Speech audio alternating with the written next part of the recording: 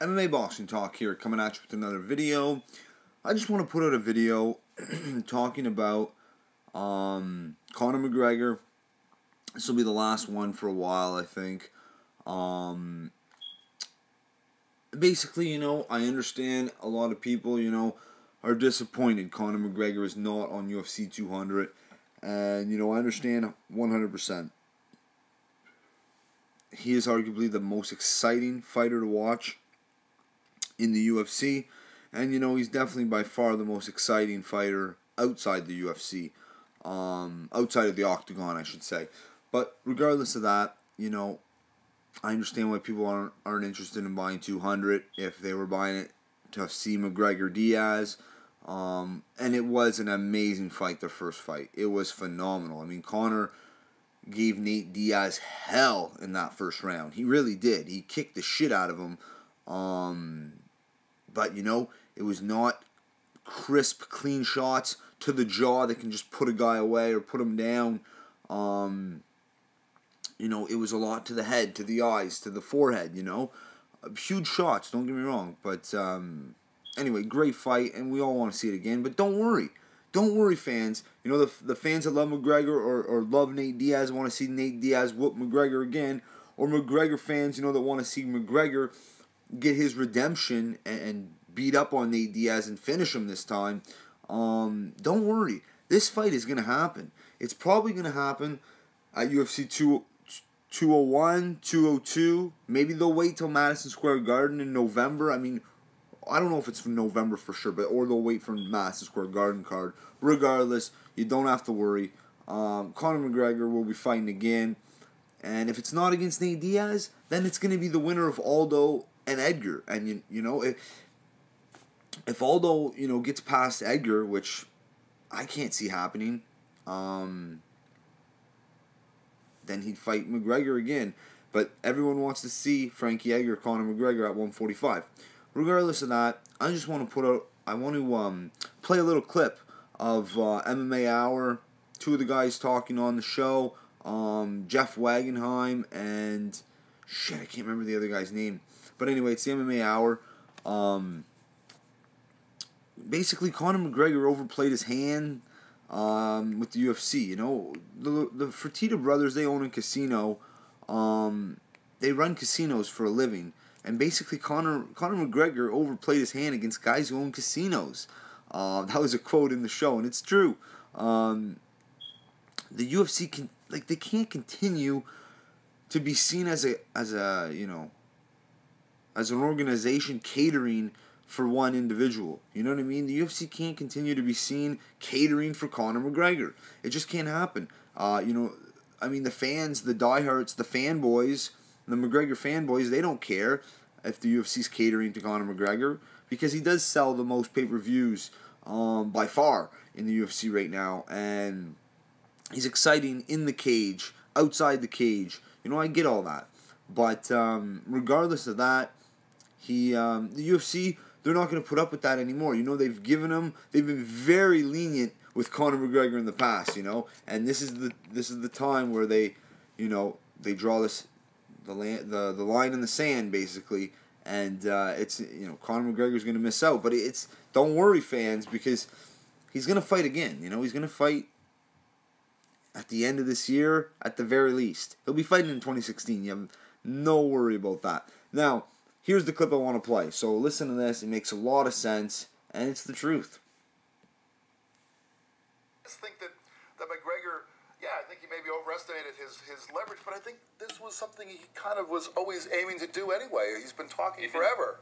We've been watching the UFC basically tailor everything to Conor McGregor since for the last year at least, right? Like anything basically he's kind of wanted. I feel like the UFC's been okay with. They put on a press conference. He shows up late. That's okay. This is part of his charm. It's part of what he does. I feel like that. But it's hard to argue they did that detrimentally. True. It's true. And when you have people, media, fighters especially, who are just like, hey, this guy with the special treatment, this guy with the special treatment, that's hitting the UFC's vanity too. This is a company that has got to where it's at by sticking to its guns and by being as audacious as it's been. I really believe that's how they've gotten to where they're at. And publicly they've just been like, oh, look at this, Conor controls the UFC, Conor doing this, Conor doing that. Right. And I feel like this is that moment when the UFC is like, man, I've heard that enough. You know what I mean? If it goes public, this is our public stance. That's on a this. great point. Yeah, and they have.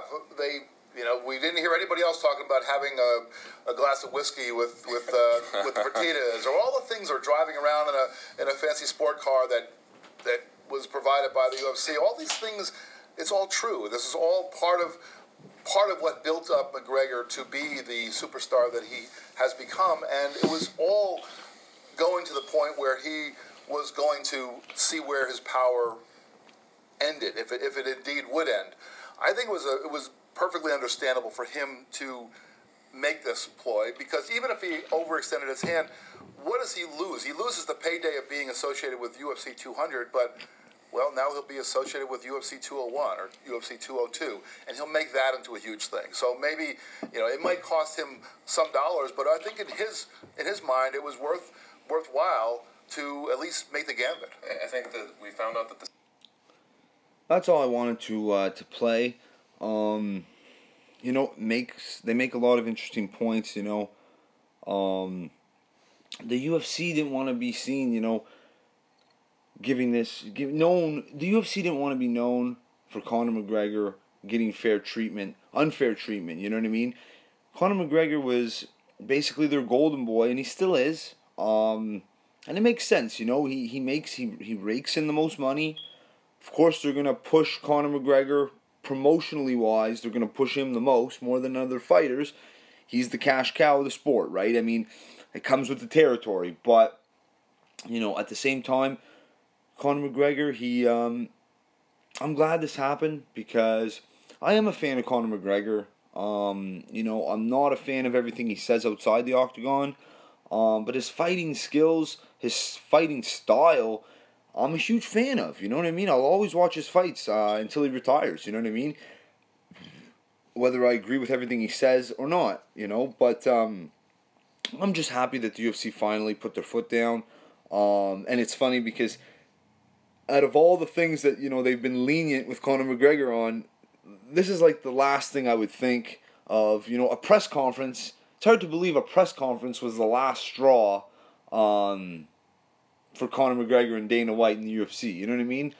I would have assumed when Conor said when he's moving up to fight RDA that he would have to vacate his 145-pound title. I thought the UFC would force him to do that. The UFC leading up to that fight were saying, or in the past they were saying that you have to vacate. You have to vacate. When Frankie, Frankie lost his title, sorry.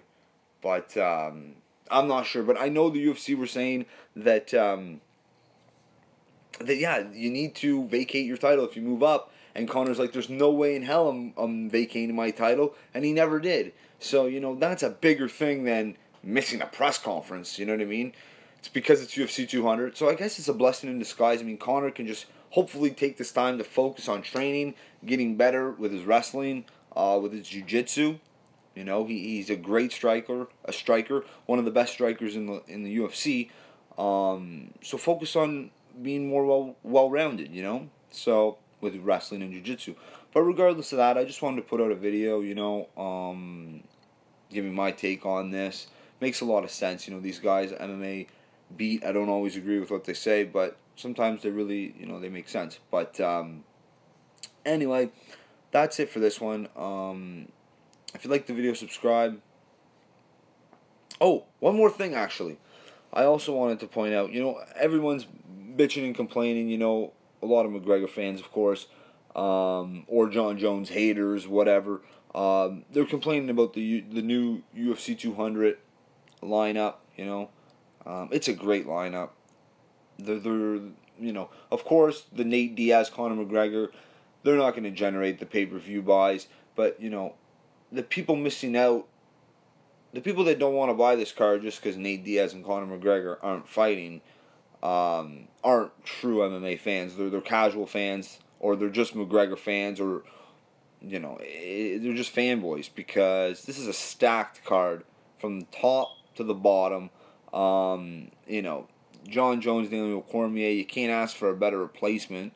Last minute, well, not last minute, but hey, we're less than 3 months away from UFC 200.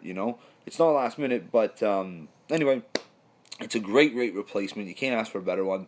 You got Jose Aldo taking on Frankie Edgar. I mean, people complain about that because it's an interim title, but that's going to be a phenomenal fight.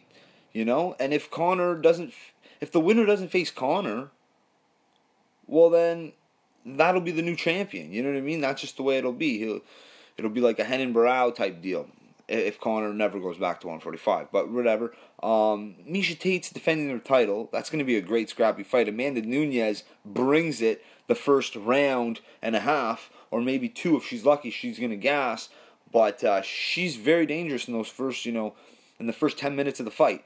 Now, you also have Cain Velasquez, the return of a former heavyweight champion, Cain Velasquez, taking on massive, big, I was going to say Big Ben Rothwell, Travis Brown, 6'7", Travis Brown. It's Ronda Rousey's boyfriend. He's taking on Cain Velasquez, former champion, a guy that beat Junior Dos Santos twice. There's also Johnny Hendricks is fighting Kevin Gastelum. You're going to have Joe Lozon taking on Diego the Nightmare Sanchez. That's going to be a prelim. Can you believe that? Takanori Gomi's taking on Jim Miller. Kat Zingano knocked out Miesha Tate.